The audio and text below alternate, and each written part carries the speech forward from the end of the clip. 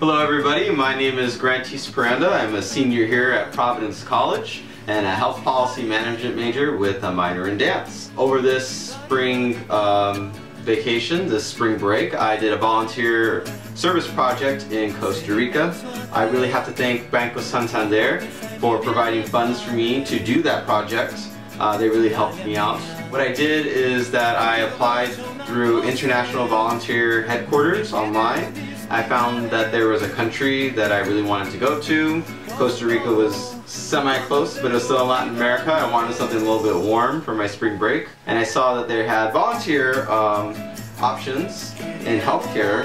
International Volunteer Headquarters does partnerships with global volunteer organizations.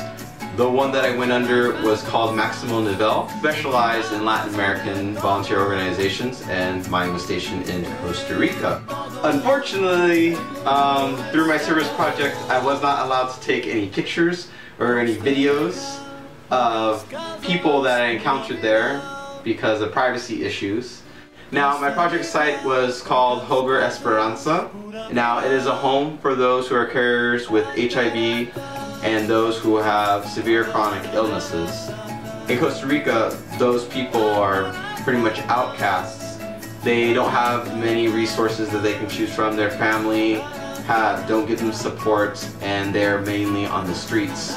Now, Hogar Esperanza gets those people off the streets and provides shelter to them, as well as a shower and food for them, and also medical care. The home actually houses a lot of homosexuals or people more in the LGBT community and transvestites who are in various stages of transformation. Some of them could be chronic drug users, alcohol abusers, and sex workers.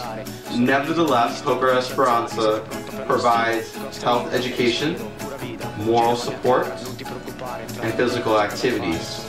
What I mostly did at Hogar Esperanza was provide some moral support to a woman who was severely disabled. I'm not allowed to say her name, but her story was she was born in Costa Rica. She lived in the US to receive medical care because she had polio, which made her paraplegic. She could sometimes walk with a lot of physical therapy, and she lived in the US for most of her life. However, something happened and she was deported back to Costa Rica, and from there she just felt like she wasn't much hope for her because she didn't have her family and her friends.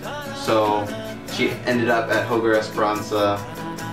Volunteers have constantly come there and been trying to give her some physical therapy and also try to make her happy so she isn't so depressed, because all she has to look forward to is to just sleeping in a bed and watching TV. So what I did on every day that I was there is that I would take her out of her bed, take her in a wheelchair, and walk her up and down the street, try to talk to her. Mostly it was comforting her, say that there is still life to live and there's still hope that she will be able to see her grandchildren.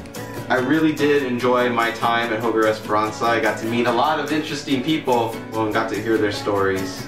But if I could go back to Costa Rica, I would definitely go back to visit Hogar Esperanza and do a little bit more work because I only had about a week there. Thank you very much for listening in.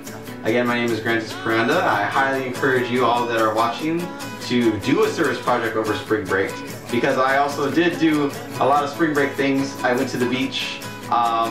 I experienced the nightlife in Costa Rica. I took some salsa classes and I went to a salsa club, and I met a lot of cool people over my spring break. So it wasn't just all service project. Half of it was service project and half of it was just for fun and entertainment. Thank you very much for watching, and you'll probably see me around campus.